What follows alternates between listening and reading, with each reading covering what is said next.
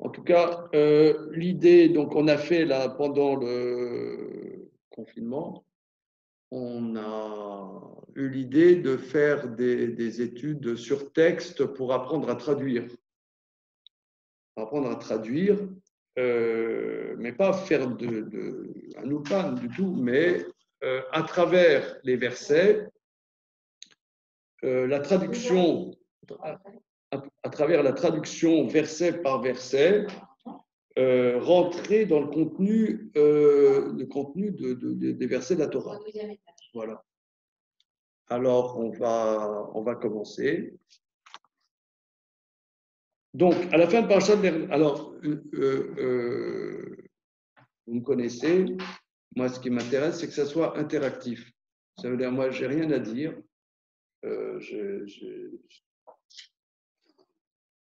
J'ai pas de message, je ne sais rien. Et comment dire, c'est ensemble que nous allons découvrir qu'est-ce que le texte nous dit. Voilà.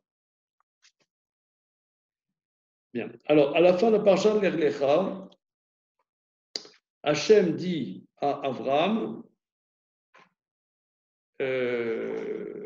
qui a 99 ans, tu vas faire la circoncision à toi et à tous les gens de ta maison. En l'occurrence aussi à ton fils Ishmaël, qui a 13 ans, et à tous tes esclaves. Parce que un balabaït, un maître de maison, est responsable de tous les gens qui sont dans sa maison, dont ses esclaves. Le statut de l'esclave est un statut dont on parle beaucoup dans la Torah. Pendant longtemps, jusqu'à la fin du XIXe siècle, il y avait dans les pays occidentaux l'esclavage. Un esclave, c'est-à-dire que quelqu'un acquiert un humain et c'est un bien foncier. Mais c'est un humain.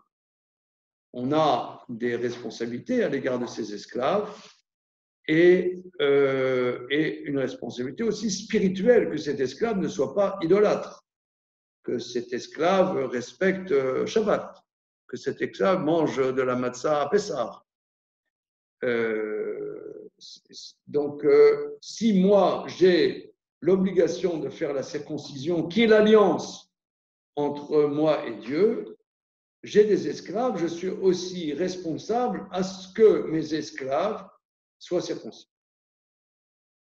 Donc, Abraham a été enjoint de faire la circoncision aussi de ses esclaves et ainsi pour les générations à venir. Bien. Alors,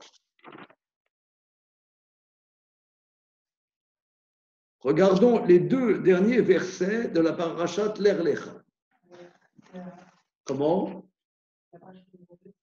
40. Voilà, là je vais être bon. Je suis bon. Voilà. OK.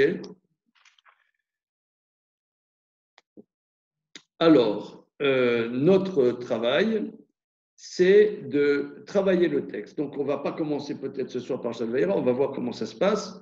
On va faire les deux derniers versets de la parasha d'Er Lecha. Alors, Brigitte, vous allez vous y coller. Et carré. Top. Ah bah oui, c'est comme ça. Alors,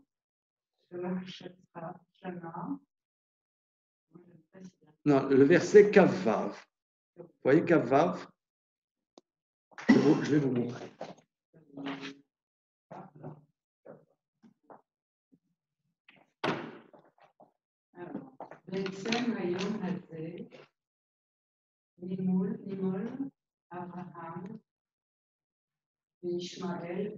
Parfait. Parfait. Et ben voilà. Alors, on va analyser. Be'etzem ayom hazeh nimol Avram ve'Ishmael beno.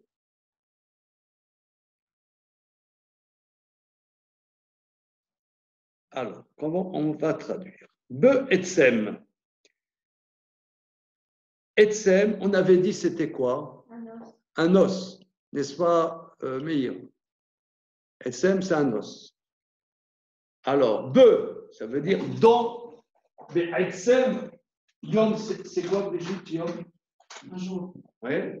Mais Etsem, ayom.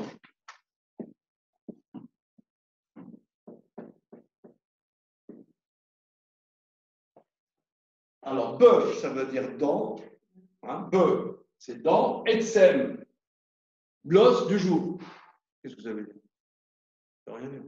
La mi-journée. Comment? La mi-journée. Oui, mais oui, c'est ça. Ça veut dire au cœur du jour, dans la force du jour. Etsem, c'est ce qui est fort, c'est l'os. Ça donne aussi atsum, qui veut dire très fort. Atsum.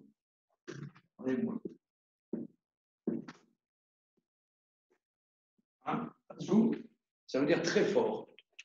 Donc, Be'etsem ayom, dans la force du jour, Be'etsem. Donc, Be'etsem ayom azé. Azé, ouais. Dans la force de ce jour-ci, Nimol Avram. Alors, Nimol, il y a le mot Mila. Le Nun, c'est le passif. Donc, ça veut dire, voilà, Nimol a été circoncis, Avram et Ishmaël, Beno. Voilà. Est-ce que ça va? Ça va pas du tout. Parce que Nimol, ça devrait être Nimolou. Ça devrait être au pluriel. Hein? C'est ça ce que j'aimerais qu'on travaille. Ces anomalies. Oui, c'est un singulier. Tu veux dire? Oui, alors je suis un peu rouillé, je ne sais plus si c'est un Aleph ou un Aïn, mais Etsem, c'est pas la même racine que Etz, c'est ça? Oui, c'est bon. Oui. Etz, large, oui, c'est vrai. Il doit y avoir un lien entre Etsem et Etz. Oui, c'est bien. Donc, tu n'es pas rouillé. Non. Alors. Donc, Etsem ayom azé, donc dans le cœur de ce jour-ci, Nimol Avram a été circoncis Avram, ve Ishmael Beno et Ishmael son fils. Alors, pourquoi c'est au singulier? Pourquoi c'est au singulier? Je ne sais pas. Qu'est-ce que vous pensez?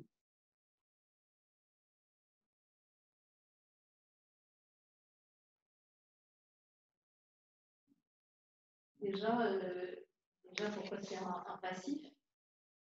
Alors que c'est actif. Il a fait circoncire son fils. Enfin, peut-être pour lui, c'est lui qui a circoncis.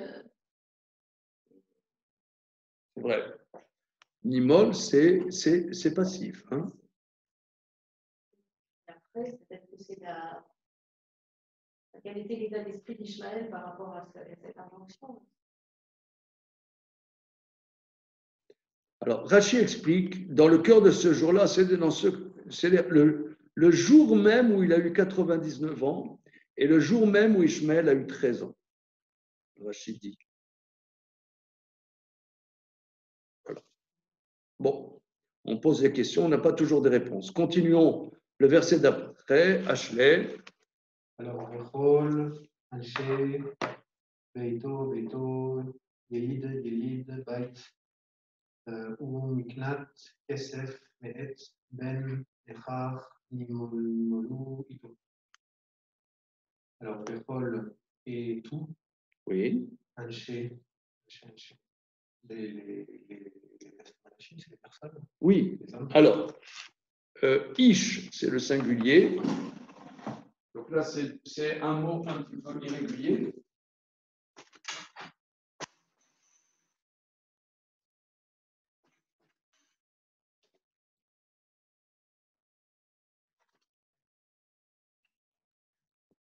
Ish, c'est un homme. Le pluriel, c'est anashim. Oui. Le pluriel de Ish, c'est un homme. Le pluriel, c'est anashim. Alors, quand c'est une forme construite. Les hommes de, c'est le même tombe et c'est Anché, Beto. Donc, Vechol Anché Beto. Donc, traduisons. Vechol, ça veut dire. Donc, tous les hommes de cette Oui, Brigitte, c'est clair que Kol, c'est tous. Hein. Vechol Anché Beto, les hommes de sa maison. Hein, comme on a dit tout à l'heure, qu'il avait la responsabilité sur les hommes de sa maison. Vechol Anché Beto, Yolid Baït. Oui, Yelid Baït, qui sont nés dans sa maison. Ou Miknat Kesef, ou acquis avec de l'argent. Il y a deux sortes d'esclaves. J'ai des esclaves qui sont nés chez moi parce que leurs parents étaient esclaves, donc ils sont nés chez moi. Ou des esclaves que j'ai acquis, voilà, qui ne sont pas nés chez moi. Mais là, Baït, c'est plus au sens de clan. Oui, c'est pas au niveau architectural, c'est sa maison, de sa responsabilité, des gens de sa responsabilité, voilà. Au Miknat Kesef, acquis avec Kesef, c'est de l'argent. Oui. Le mot Kesef est intéressant parce que la racine du mot, ça veut dire quoi, Audrey? Si, vous savez. Je pars du principe qu'on sait. Surtout que les felousses en Israël s'appellent Caspi, je veux savoir. Ah bon? Ah oui, parce que felousse en arabe, ça veut dire. Flous. Alors, il s'appelle Caspi. Ah oui. Certains encore, pas tous. Ah d'accord, c'est pas mal. Ok. TCF, Kassaf, ça vient de. Non. Qui nirsof, nirsafti, désirer, c'est nirsof. Nirsof, c'est désirer. Parce que l'argent, on désire. Oef kesef, loisba kesef. Celui qui aime l'argent ne se rassasie jamais d'argent. Nirsof, ça veut dire désirer. D'ailleurs, les Chachamim relèvent parce que l'argent a une couleur un peu ambiguë comme ça, un peu blême. L'or brille, mais l'argent ne brille pas. C'est un peu comme la lune, si vous voulez. Le soleil, c'est un peu l'or, mais la lune est une dimension un peu plus secrète comme l'argent. Donc, le kesef, c'est l'argent, c'est, comme on pourrait dire, felous, n'est-ce pas? J'avais jamais connecté, d'accord? Et aussi, comment dire, c'est l'argent en tant que valeur, l'argent en tant que métal, et kosef, ça veut dire c'est désirer. Il y a plusieurs mots en hébreu pour dire désirer. Il y a une richesse de mots pour dire désirer en hébreu. Mais l'irsof, c'est palpiter vers. Donc, c'est palpiter vers. Voilà. Et là, bon, ça veut dire acquis par de l'argent. Donc, et celui né dans la maison, ou miknat kesef, qui est acquis avec de l'argent, mais et ben nechar.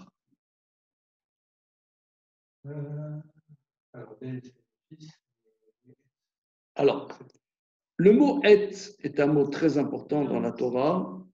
Ici, ça veut dire.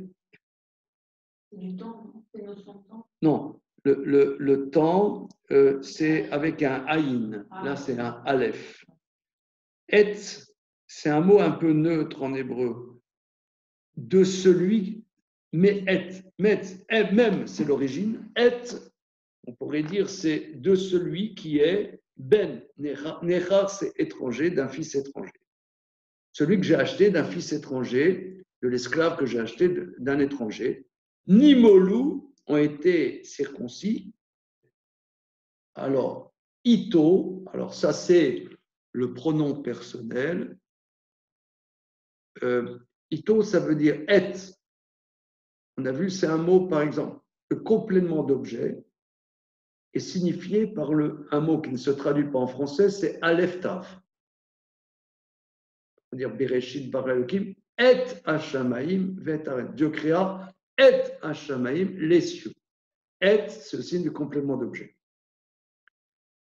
Mais c'est aussi le signe avec moi, avec toi. Et ito, ça veut dire avec lui. Pourquoi?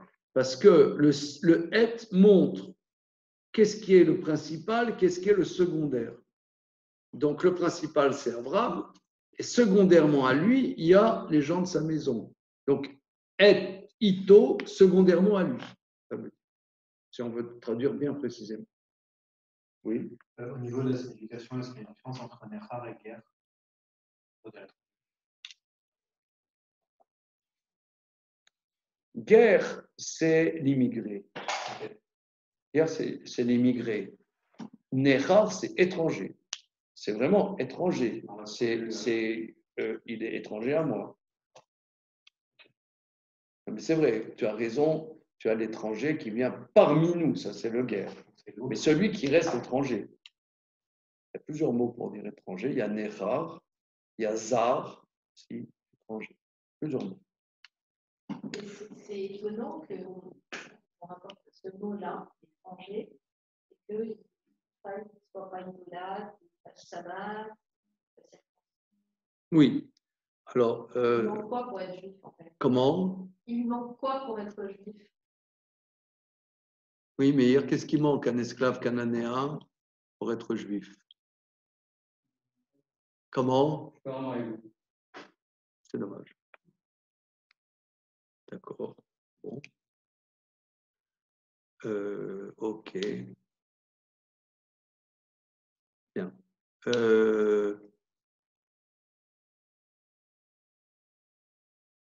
Oui, qu'est-ce qui manque? Alors, pour être.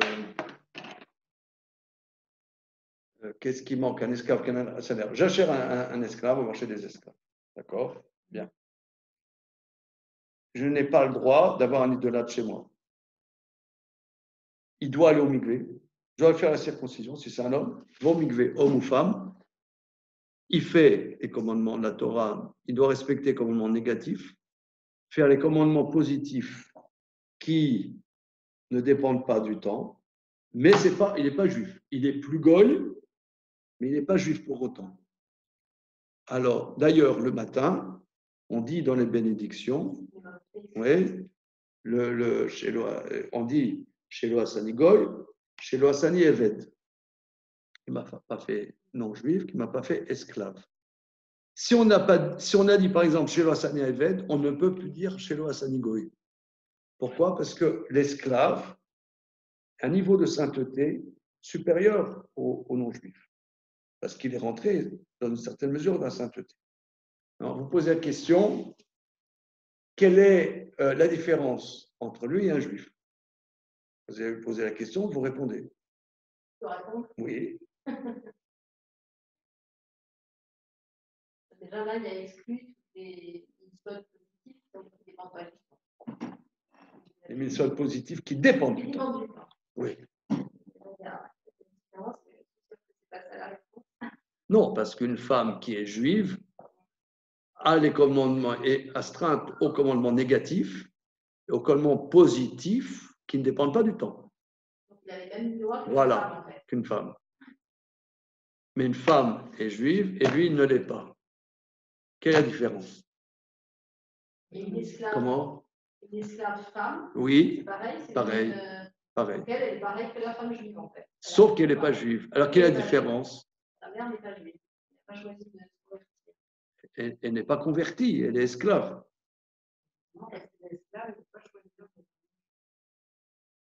Mais un juif, on n'a pas choisi non plus d'être juif. Non, mais il ne pourrait pas se convertir. Il ne peut pas, il est esclave, il dit je veux devenir juif, à toi, allez, va balayer. Il appartient à quelqu'un d'autre. Ah, voilà, c'est ça la différence. Voilà. C'est ça la différence. C'est ça la différence. C'est qu'un esclave cananéen est assujetti à un homme. Est-ce qu'un juif n'est pas assujetti à un homme? Mais si son maître l'affranchit, donc retire sa propriété, il devient juif d'office.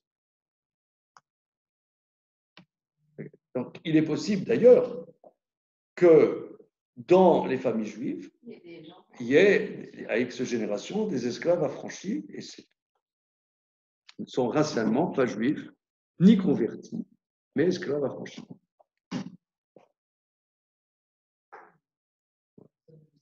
Comment? Personne ne le saura.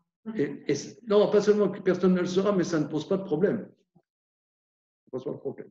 C'est important. Dès qu'il est affranchi, il est juif à part entière. Donc, quelle est la différence? L'affranchissement, c'est enlever l'assujettissement à l'humain. Donc maintenant, il devient. OK.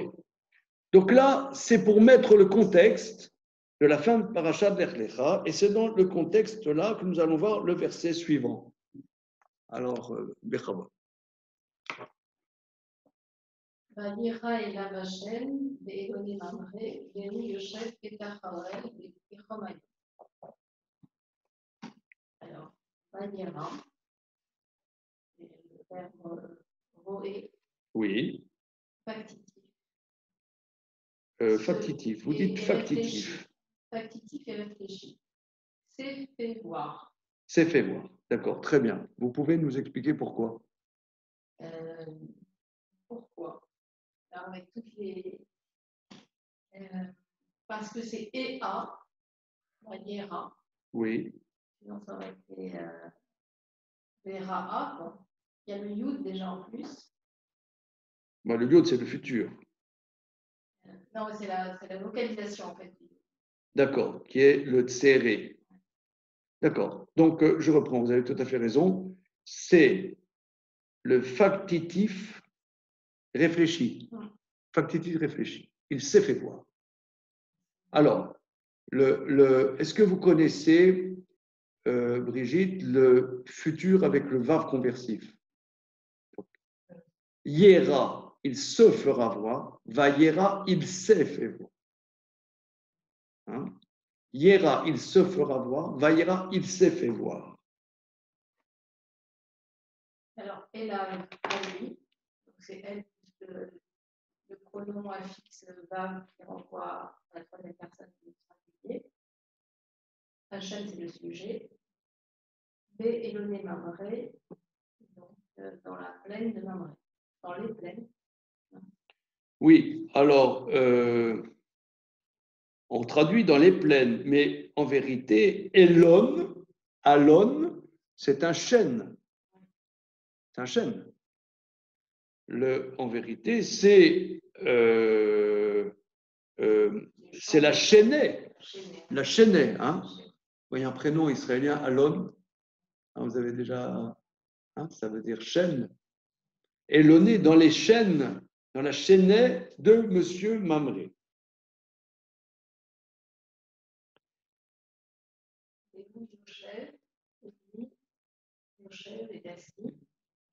Pétar Aoel a montré à l'ouverture de la tente. Et Chomayom dans la chaleur. D'accord. Donc je reprends. Vaïra elav Hashem. Hashem s'est montré, s'est révélé à lui. À qui lui? Bon, évidemment, on a compris dans le contexte que c'est Abraham, mais ce n'est pas écrit. Hein? Ce n'est pas écrit. On reprend. Vaïra elav Hashem.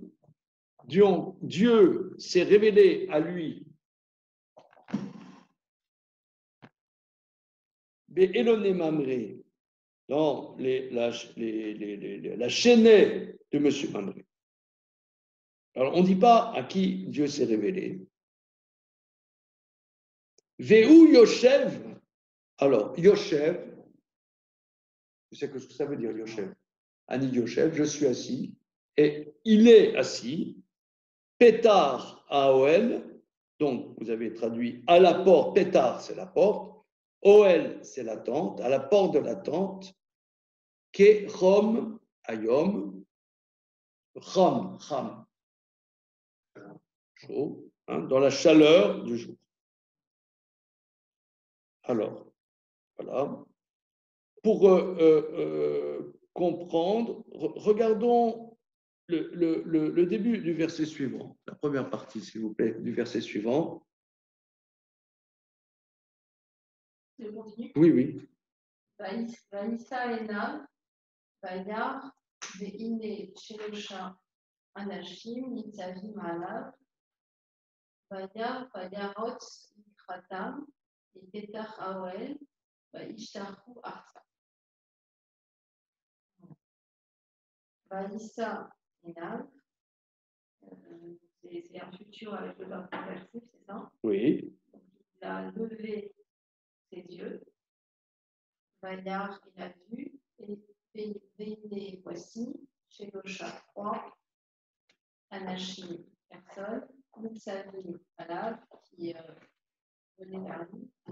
Nitzav, c'est debout au-dessus de lui. Voilà. Alors, donc, Dieu se révèle à lui dans la propriété de Mamré. Il est assis à la porte de la tente selon la chaleur du jour. Il lève ses yeux et il voit 3 hommes. C'est qui ces 3 hommes? Les fameux. Ouais, c'est pas écrit ange, 3 hommes qui sont là à côté de lui. Voilà. Il y a 3 hommes à côté de lui. Alors là, on ne comprend pas.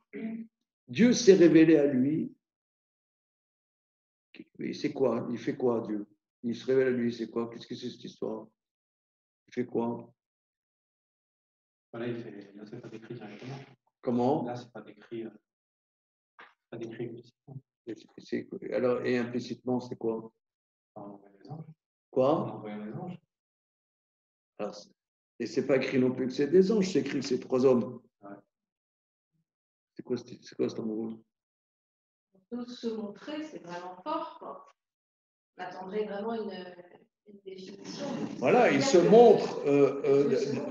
Dieu, d'abord, l'expression, le Dieu se montre, c'est quand même. Il y a des gens qui disent ouais, moi, je ne suis pas croyant. Si Dieu il se montre à moi, je voudrais bien, mais moi, comme ça. Voilà, oui, Dieu se montre à Abraham. Donc, c'est quand même.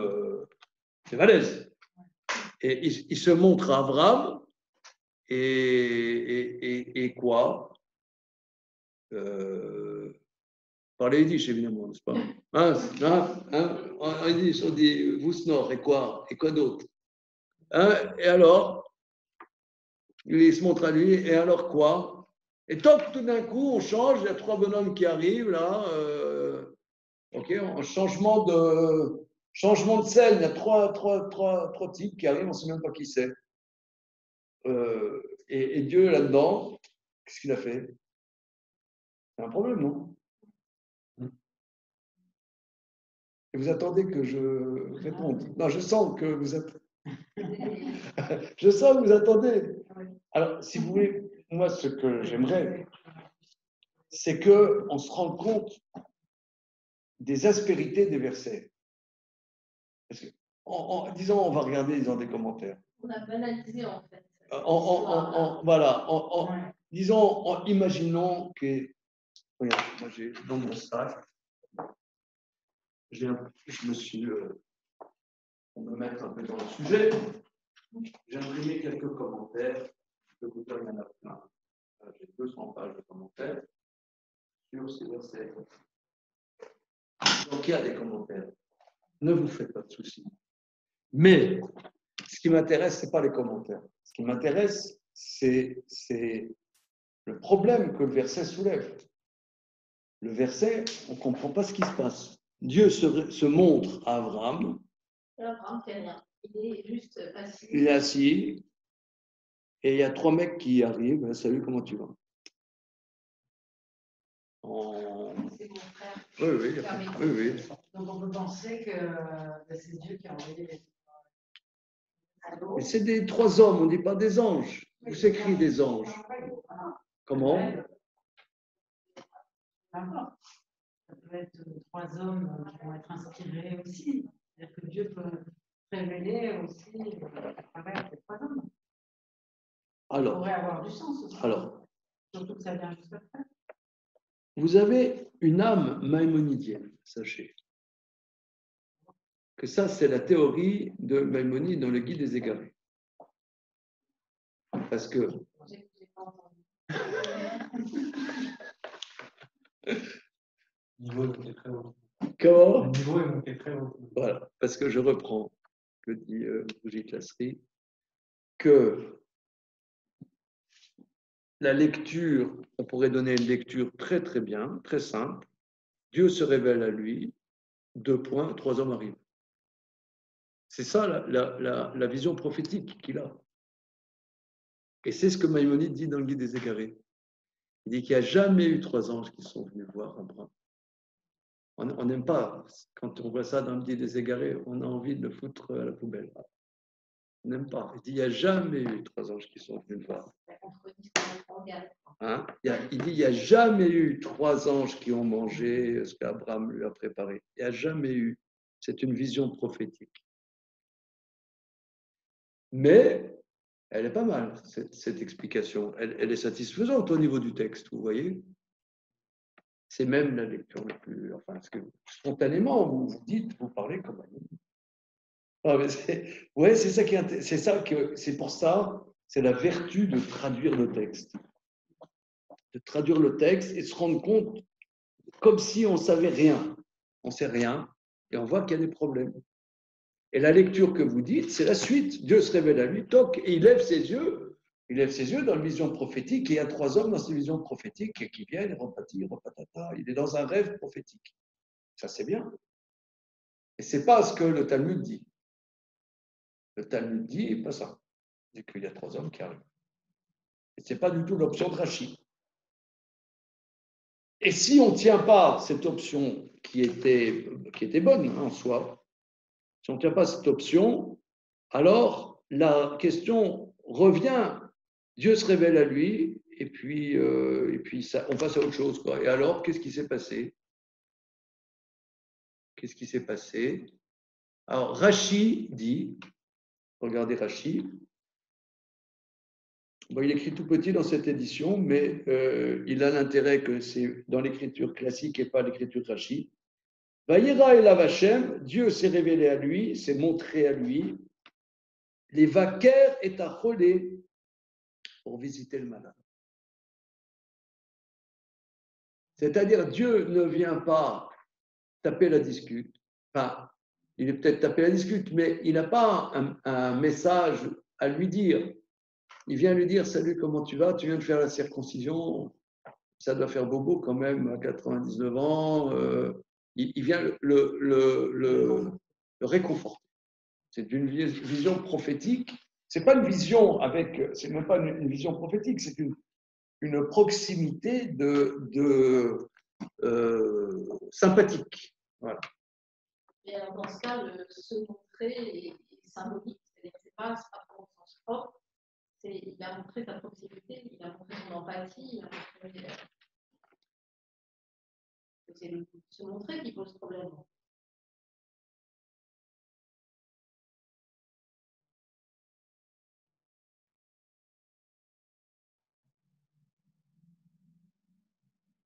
Et alors, en plus, si c'était juste le venir le réconforter, pourquoi on insiste sur le donner maman? Qu'est-ce que ça peut faire? On devrait dire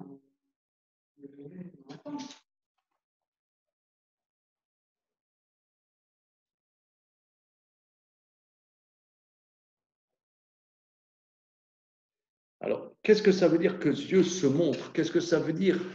Parce qu'on dit qu'on ne peut pas voir Dieu. Lo ireni Adam vachai, l'homme ne peut pas voir et rester vivant. Qu'est-ce que ça veut dire? Il voit Dieu. sauf Moïse. Non, même Moïse. Tu verras mon arrière, mais au panaï, tu ne pourras pas voir mon visage.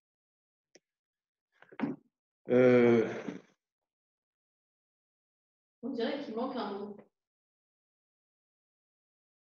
Il s'est montré à travers.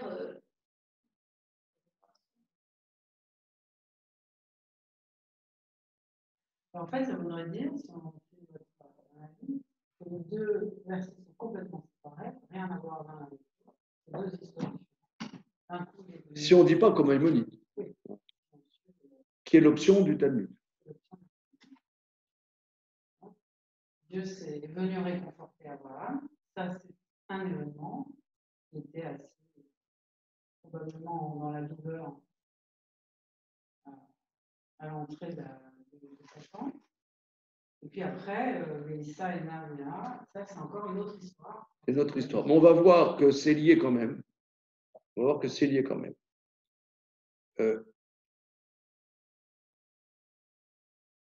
Alors, pourquoi dans la propriété de Mamré? Rachi relève que Mamré était un ami très proche d'Abraham. Et Abraham, lorsque Dieu lui a demandé de faire la circoncision, il avait des amis cananéens. Il avait des amis cananéens et il leur a demandé comment voyait-il le fait, comment envisageait-il le fait que lui, il fasse la circoncision ainsi qu'à lui et sa descendance. Parce que c'était un énorme problème pour Abraham de faire la circoncision. C'est un énorme problème, la circoncision. Regardez plus haut, dans Parashat Lech Lecha, une petite seconde, je cherche le verset précisément.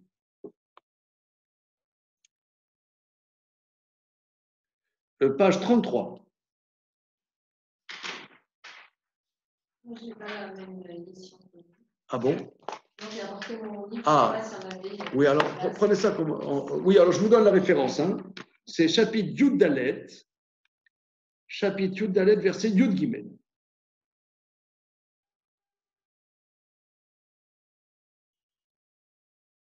Alors, le verset dit, je ne ramène pas tout le contexte là-bas, c'est écrit vous, Shochen, Belone Mamré, Avram réside dans la chaîne de Mamré, Aémori, les Moréens, Achi Eshkol, Vachi Aner, frère de Eshkol et frère de Aner, Ve'em Bale Brit Abraham.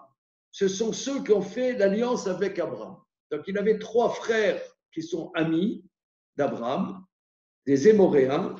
Il y a Mamré, Eshkol et Aner. Qu'est-ce que ça veut dire Bale Brit?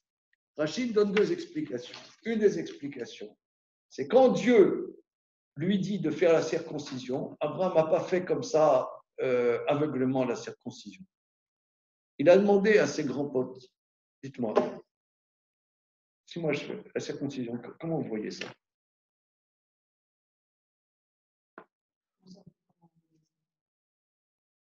Comment la faire? Je veux que vous compreniez la question. Ou alors, est-ce qu'il l'a fait tout seul ou est-ce qu'on le fait à lui? C'est une question fondamentale sur laquelle je travaille sur cette question parce que c'est une des questions fondamentales. Vous allez comprendre. Il a demandé, c'est Abraham, lui, il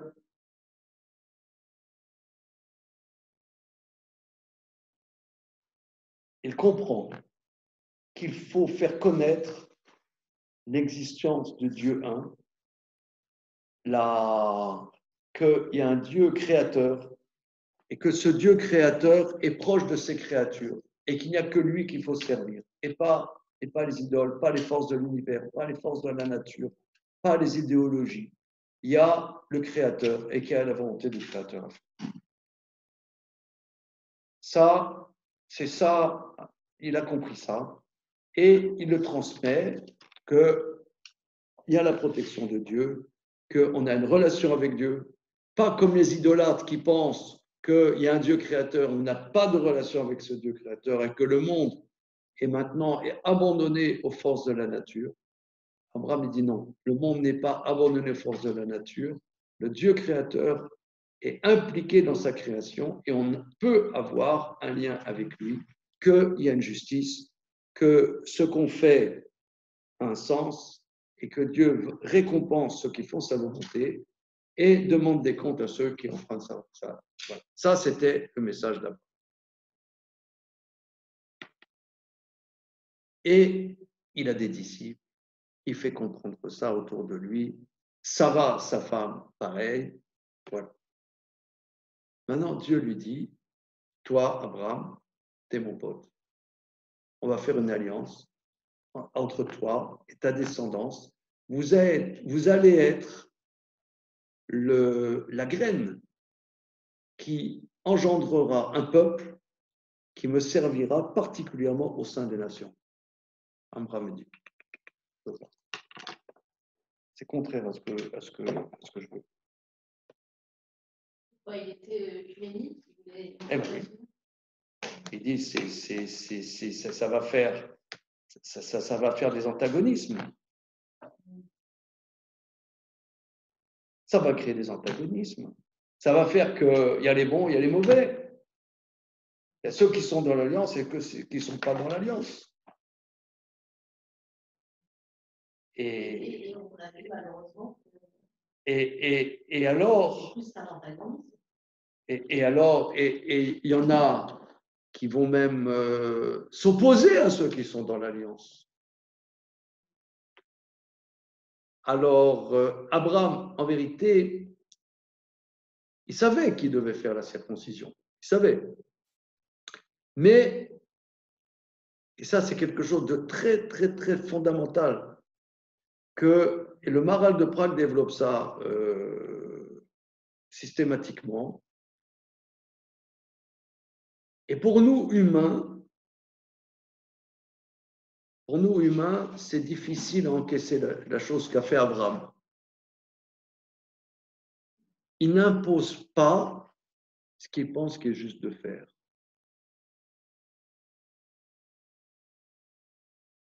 Si ça passe, il le fait. Il demande à ses copains, qui sont des sages, et pas des imbéciles, qu'est-ce que vous en pensez? Il lui dit, Abraham, Dieu te dit, il faut que tu le fasses. Et de toute façon, Abraham, on a conscience que toi, c'est différent de nous. Nous, on apprend de toi, mais toi, tu es quand même différent. Tu dois faire ce que Dieu t'a demandé. Il le fait. Et Abraham, il a appris de là, de quoi? Que quand Dieu a créé l'homme, regardons les versets,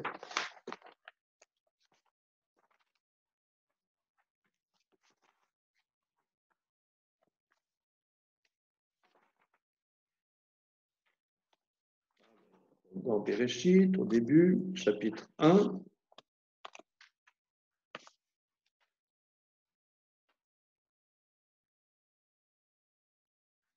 Chapitre 1, verset tête. Donc c'est page 3.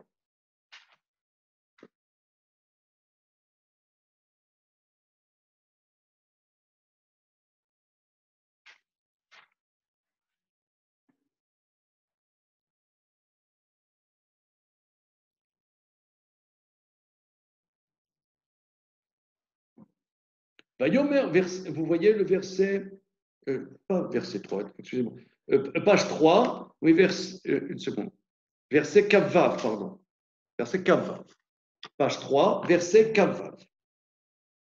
Vayomer Elohim naase Adam betsalmenu kedmute. Elohim, Dieu dit, faisons l'homme à notre image, à notre ressemblance. Verset célébrissime, s'il en est. Faisons l'homme. Osisdos, faisons l'homme. Qu'est-ce que ça veut dire faisons l'homme? Rachi rapporte, nous voyons l'humilité de Dieu. Il va faire le summum de sa création. Mais cette création, elle est différente des autres créatures, différente des anges, différente des animaux. Alors, il demande l'avis aux anges. Qu'est-ce que vous en pensez que je fasse l'humain? Quand les anges ils ont été d'accord, alors il a créé. Il n'a pas forcé la situation. Pourquoi? Pour que ce qui est le principal, qui est la création de l'homme, ne vienne pas en opposition avec la création, mais soit accepté à l'intérieur de la création. Bien que l'homme, en vérité, vous savez, il y a une opposition structurelle, ce qu'on appelle, excusez-moi entre nature et culture. L'homme, d'ailleurs, on le vit aujourd'hui.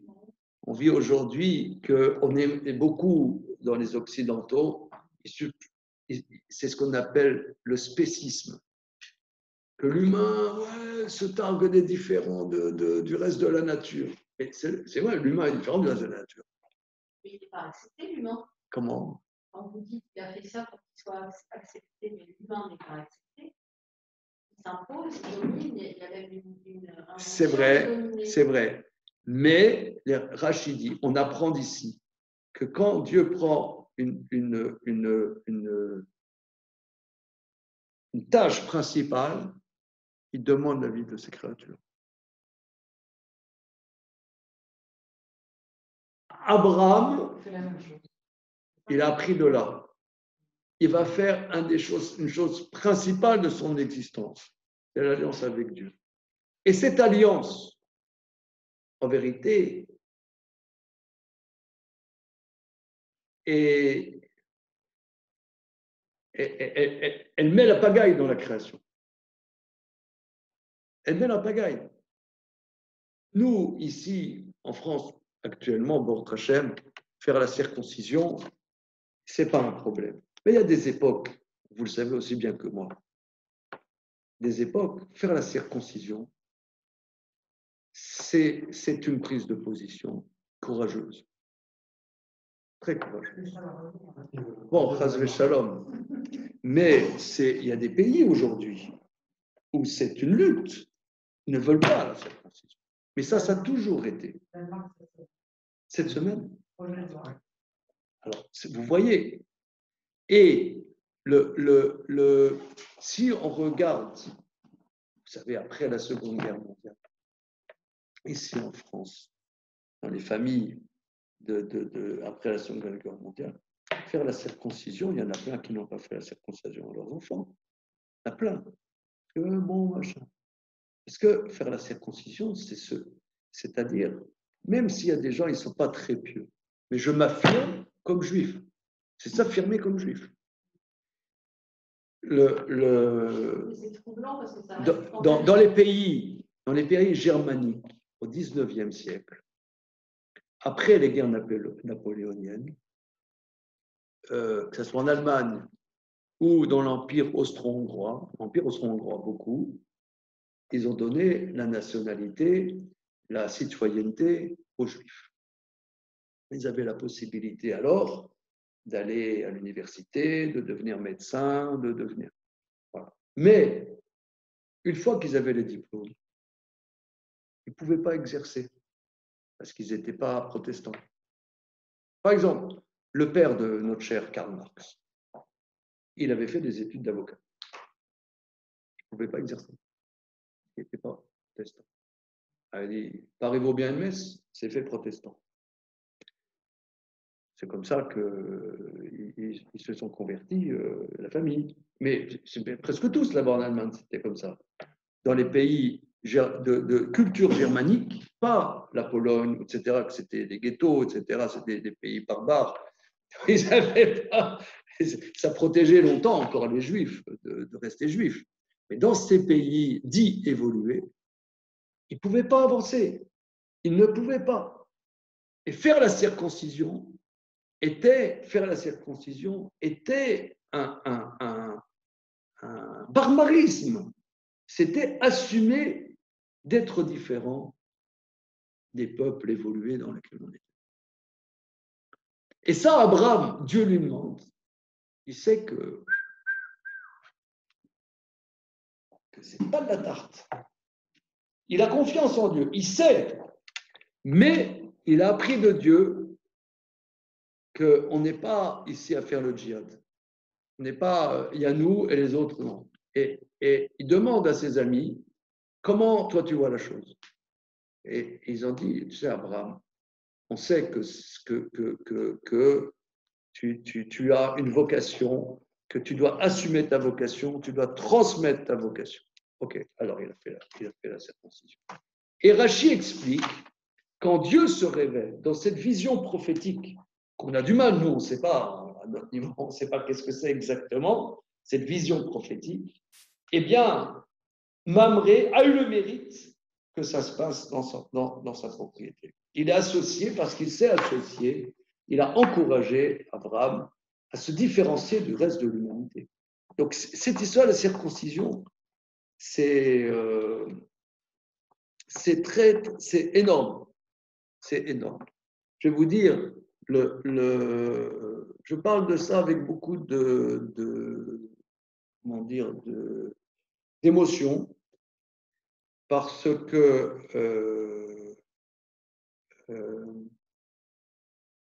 mes parents n'étaient pas mes parents, bon, qui sont décédés depuis peu, n'étaient pas du tout religieux. Mais mon père, quand il a terminé ses études de médecine, il a terminé, je ne sais pas, en 47, un truc comme ça, 47-48, il a tout de suite appris à faire la mila et est devenu moine. Et je lui ai posé la question, je lui ai dit, mais papa, toi, tu n'es pas religieux, pourquoi il a fait des milliers de circoncisions? À Nancy, où j'ai grandi, c'était le moine de la communauté. Et ça, c'était tout à fait sa personnalité. En vérité, qu'on est juif. On a fait un. Et ça, c'est ce qu'on appelle Kiddush Hashem, sanctifier le nom de Dieu. C'est un grand mérite, très très grand mérite. Et Abraham savait que là, c'est affirmé, c'est-à-dire qu'est-ce que c'est être juif? Être juif, c'est on a une vocation de dévoiler la réalité du Dieu créateur sur terre parmi les hommes. C'est une vocation. Il y en a qui ne veulent pas cette vocation, hein. Il y en a qui ne l'assument pas. Mais faire la circoncision, c'est assumer ça. Parce qu'aussi, que la circoncision, ce n'est pas seulement ça. La circoncision, c'est dans le membre de la reproduction. Parce qu'on peut se poser la question. Pourquoi la circoncision? C'est là. Ça pourrait être, je ne sais pas, un piercing dans l'oreille. Ouais, ou I am Jew, Jew is beautiful. Pourquoi? Or, il y a aussi que, et ça c'est quelque chose qui demande aussi à méditer énormément, c'est que dans le dévoilement de Dieu, l'alliance avec Dieu se passe dans dans l'intimité du mariage, dans la transmission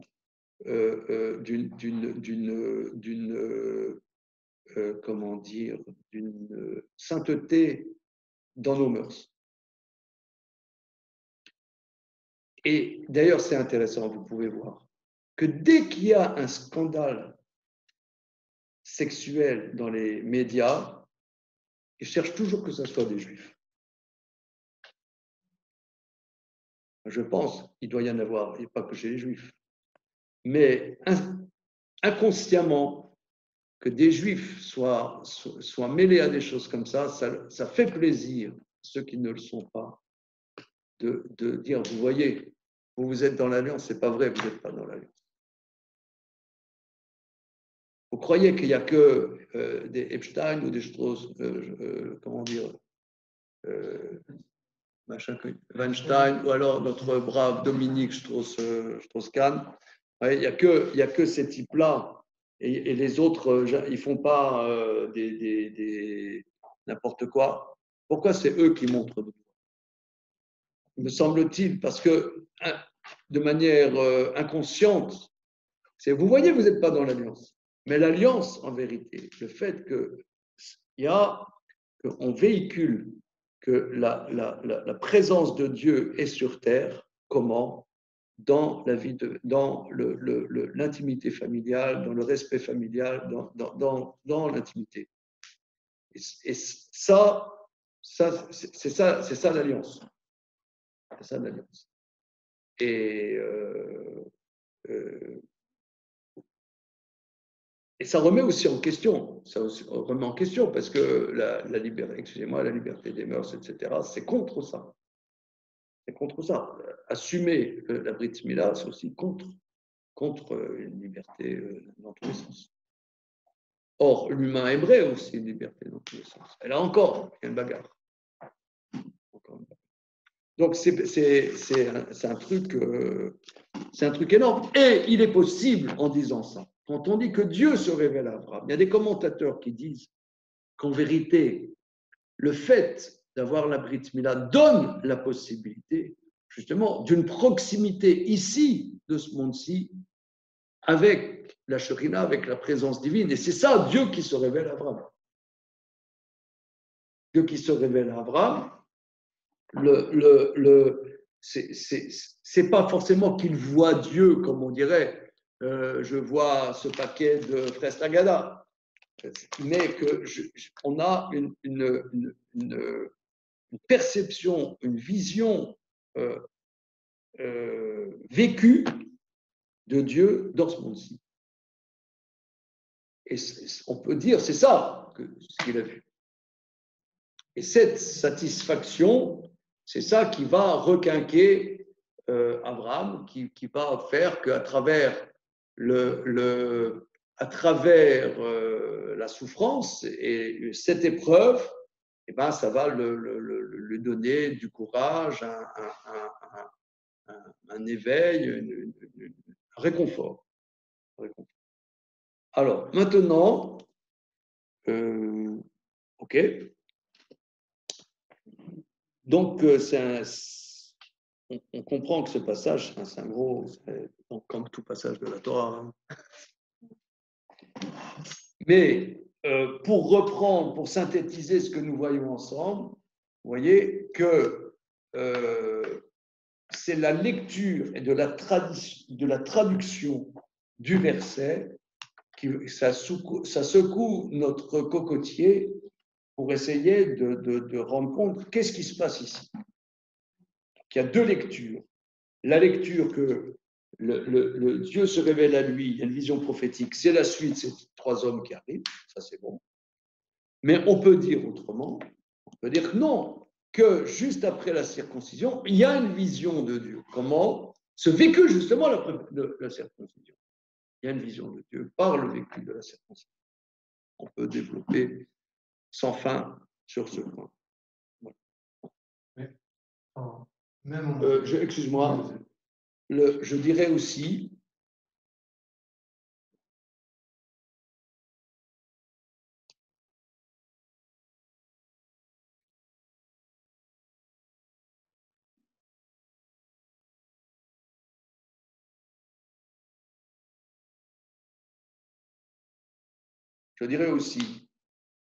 que le nom de Dieu, ici, c'est le tétragramme, et en vérité, les kabbalistes disent,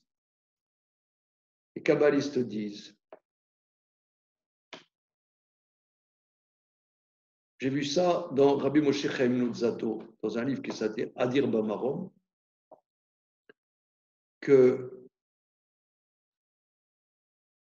il y a l'homme, il y a la dimension masculine et la dimension féminine. La dimension masculine,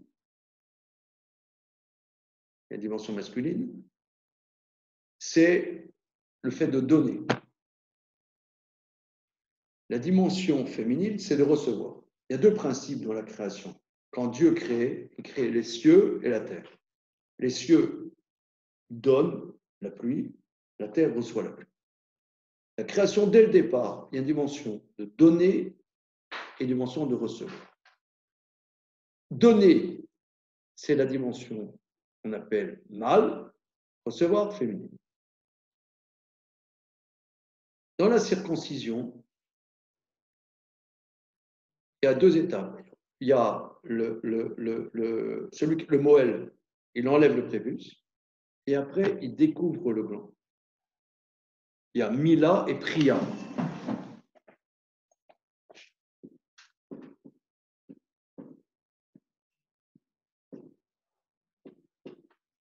Circoncision, ça veut dire la moule on avait vu dans Parashat Lech Lecha, c'est sectionner. Mais ce n'est pas ce que sectionner. Ensuite, le Moël découvre la base du gland, le bourrelet du gland. Ça s'appelle Peria.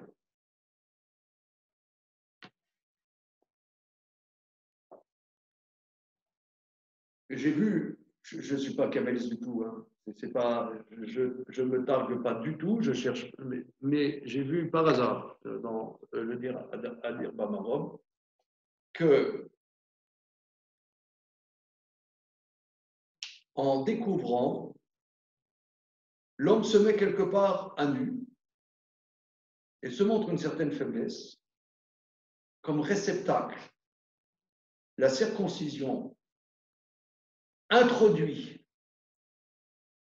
dans l'organe où il donne une dimension réceptive qui est la peria, qui est en vérité les deux dernières lettres du tétragramme. Le vav, si vous pouvez voir, le vav, c'est une dimension de don qui donne, et le et, c'est le réceptacle. Par la mila et la peria, par la mila et la peria, il introduit cette dimension masculine qui est sur le membre de la reproduction, et il introduit ensuite une dimension de réceptif. C'est-à-dire que, pas seulement il donne, mais il est aussi réceptif par rapport à la personne avec qui il s'unit. Donc il peut s'unir dans la mesure où lui-même prend une dimension de féminité. C'est en ça, en vérité, que Dieu se révèle. En vérité. Par la Mila, se révèlent les deux dernières lettres du tétragramme. Donc, Dieu se révèle en vérité par la circoncision. Bon, on peut développer, je ne peux pas trop développer. Je vous laisse réfléchir à ça. C'est des choses subtiles comme ça. Chacun reçoit ce qu'il veut. Comment ? J'ai une question par rapport à ce que vous venez de dire. Oui. Est-ce qu'on pourrait dire qu'on crée une dimension de réceptacle chez les Juifs, recevoir quoi? Recevoir aussi la relation avec Dieu. Non, de recevoir une relation avec sa femme. Et que ça? Oui. Enfin, que ça. C'est... Si on dit qu'avec la Mila, on introduit dans la chair, on transforme un homme finalement en donneur et récepteur, en même temps, on peut aussi imaginer que ça va lui permettre de comprendre qu'il y a un Dieu, qu'il peut avoir une relation avec lui. Oui, mais on pourrait imaginer quelqu'un qui est complètement fermé, que donneur, que dans une position de donneur ou de force, finalement. C'est totalement hermétique. Oui, absolument. Oui. Mais si on peut être perceptif de la personne avec qui on partage, on peut aussi être perceptif aussi d'où vient notre réalité. Voilà. Bon, c'est des choses très, je sais pas, magnifiques, importantes. Voilà. Alors maintenant, qu'est-ce qu'il fait? Il fait très chaud, il est à la porte de la tente.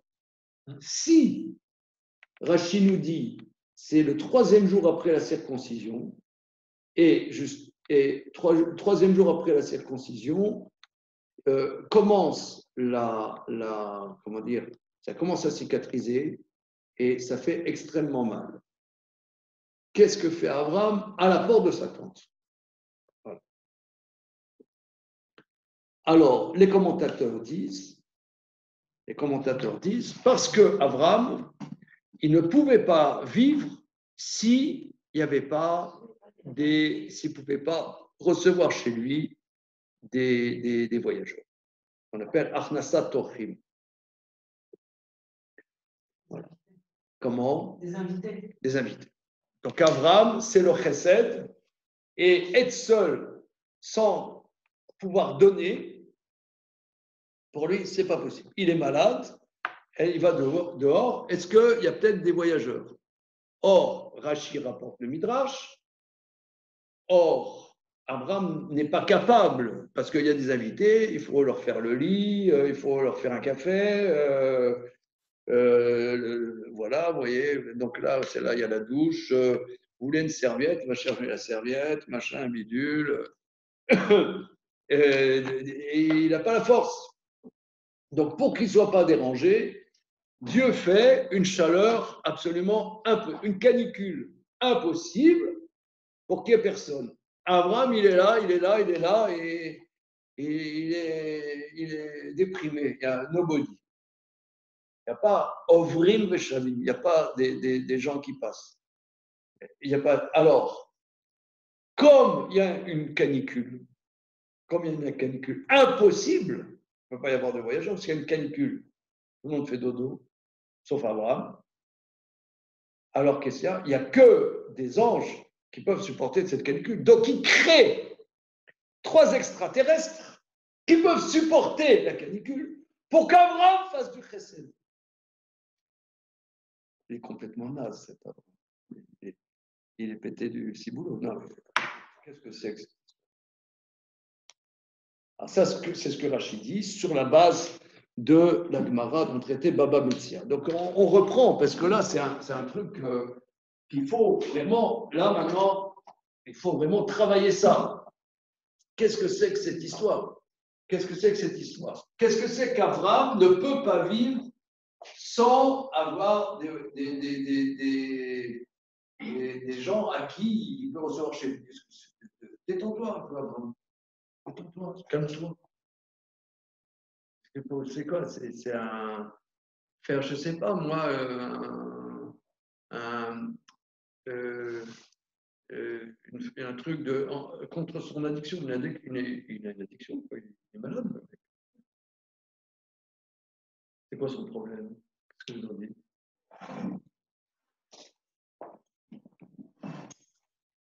Raison de vie. Je sais pas, il y en a, leur raison de vivre, c'est collection des porte-clés, l'autre collection de tous les disques, 33 tours de Johnny Hallyday. Qu'est-ce que c'est? C'est quoi? C'est l'inverse, c'est une bonne énergie de faire quelque chose ça lui donne, c'est ça qui l'aide à prendre du poil de la bête. S'il pense que sa mission, c'est de faire connaître Dieu, il veut le faire connaître à tout le monde. Chaque jour où il y a des gens qui ne reçoivent pas et qui montrent Oui. qu'il existe, c'est un jour de perdu, quoi. C'est des gens qui à qui va peut-être pas transmettre ce message. C'est bizarre, hein, quand même. Bizarre. Là, on parle ici parce que les voyageurs, ils vont venir, il ne va rien leur dire, il va leur donner à manger, c'est tout. Hein, ces 3 voyageurs qui vont venir. Il va leur donner à manger, il ne va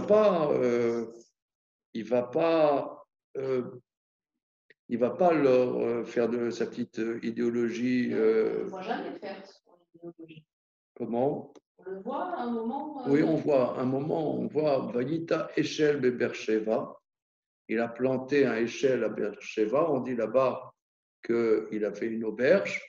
Et les Chachamim ne disent pas explicitement dans le verset qu'il leur donnait à manger. Après, il leur disait il faut bénir Dieu, etc. Si tu bénis Dieu, tu me payes le repas. Comme ça, le Midrash dit. Hein. Mais là, dans ces anges qui vont venir, on va leur donner à manger, c'est tout. On dirait, non, c'est s'occuper de donner à des gens. Donner à des gens. Or là, là, il y a un genre de bras de fer entre Dieu et Abraham, et Dieu dit non, c'est pas le moment. Maintenant, toi, tu dois te reposer. Chaque chose en son temps. Et Abraham dit non, moi, je ne peux pas vivre si je ne reçois pas les invités à la maison. Je ne peux pas vivre. Et Dieu il dit non, tu vas faire dodo. On dirait ma maman. Il dit voilà, va te reposer. Non, maman, je ne vais pas me reposer. Va te reposer. Non, maman, je ne vais pas me reposer.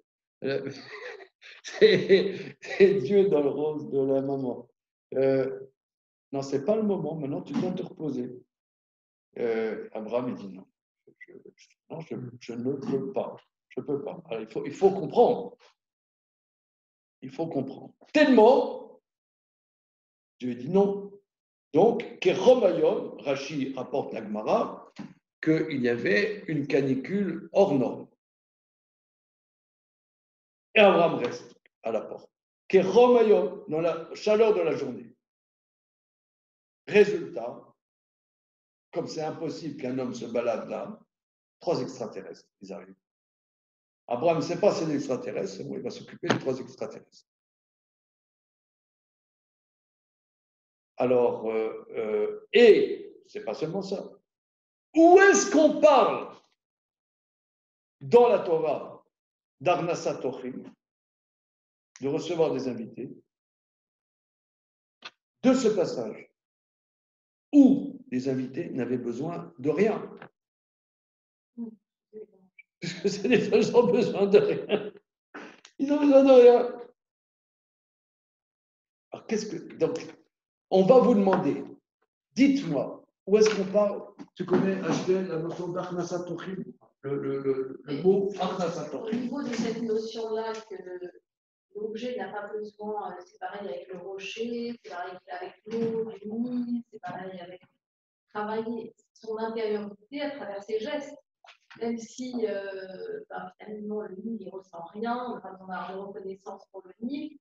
Oui, quand Moshe ne frappe pas. C'est pas pour le Nil, c'est pour lui. C'est que si on arrive à développer à l'intérieur de nous-mêmes ce raffinement et ces qualités morales de reconnaissance, etc., qui en réalité n'ont pas de sens, a fortiori avec des hommes, ça sera notre nature d'être raffiné et d'avoir une relation à l'autre qui est avec de la reconnaissance, avec de la générosité, avec de l'altruisme, etc. Donc en fait, finalement. Donc regardez, là, ce que vous dites, c'est quand même. Je sens que c'est juste. Je sens que c'est juste, mais c'est quand même incroyable. Parce que le chesed, c'est pour soi. Donc, avouez qu'il y a un peu un paradoxe quand même. Non, je reprends ce que Mme Felous dit, que Abraham, c'est l'homme du chesed. Dans la Torah, le chesed, Olam chesed ibane. Le monde, c'est le chesed. Et le passage dans la Torah, le paradigme du chesed, c'est notre passage. C'est quoi? Les gens qui ont besoin de rien. D'accord, mais ils ont besoin de rien. Alors vous dites, c'est quoi le chesed? C'est vital, pas pour la personne qui reçoit, mais c'est vital pour moi. C'est un paradoxe quand même. La générosité, en vérité, c'est pas pour toi, c'est pour moi. Dieu, il pourrait leur, même si c'était des hommes, il aurait pu pourvoir à leurs besoins. S'il passe par l'intermédiaire de l'homme, c'est pas pour, c'est comme les riches et les pauvres, c'est plein de choses, ça aurait pu être autrement. Ah, c'est quand même. Alors, chesed, achnasat. C'est gratuit. Ok.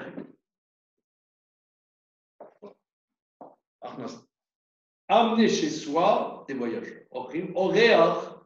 Orach, il y a plusieurs mots pour dire chemin, derer et orach. Orach, c'est aussi un chemin. Ochim, c'est ceux qui sont en chemin. Achnasat ochim. Si vous voulez, la base de cette notion très importante dans la visite Achnasat ochim, c'est pas seulement recevoir des copains à un repas à la maison, ça peut être, hein. Mais la base, c'est des voyageurs. Recevoir des voyageurs, des gens qui sont en voyage et ils n'ont pas où aller, ça c'est le. On apprend de là, de gens qui ont besoin de rien. C'est fou, non? Alors regardez, on a quand même travaillé là, hein, presque 1h30. On s'arrête peut-être là-dessus. Et il y a beaucoup à travailler là-dessus. Il y a un midrash sublime sur le sujet, mais je pense que ça vaut le coup de le voir dans le texte, tranquille. Alors, bon, on s'arrête là pour le moment. Ceux qui nous ont suivis, salut les copains. Oui.